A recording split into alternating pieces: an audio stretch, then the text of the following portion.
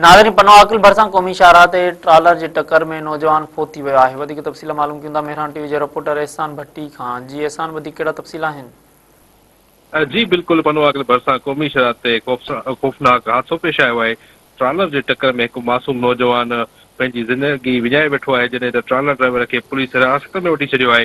बैजी थाणे जी हद क़ौमी शरारत ते नादरा वटि 18 वरनि जो नौजवान इमदाद वलद बखर चाचड़ रोड क्रॉस करे रहियो हो त ओचितो तेज़ रफ़्तार ट्रालर मथसि चढ़ी वियो, जंहिंजे नतीजे में नौजवान थॾे ते मौक़े ते ई फौत थी वियो। हादसे खां पोइ इलाइक़े जा रहवासी वाक़े ते पहुची विया, जॾहिं त इतला मिलण ते बैजी पुलिस बि फौरी तौर ते पहुची वई। फौती नौजवान जो लाश तहवील में वठी अस्पताल पनो आकिल मुंतक़िल कयो। डॉक्टरनि पारां कानूनी कार्रवाई मुकमल करण बाद लाश वारसनि हवाले कयो आहे। पुलिस मूजिबि हादसे जो ज़िम्मेदार ट्रालर ड्राइवर खे कयो आहे, जॾहिं त ट्रेलर ड्राइवर पाण फरार थी वियो आहे। ट्रालर हिरासत में आहे। वधीक पुलिस तरफ़ां जांच कई पई वञे। जी एहसान, अव्हां जी महिरबानी।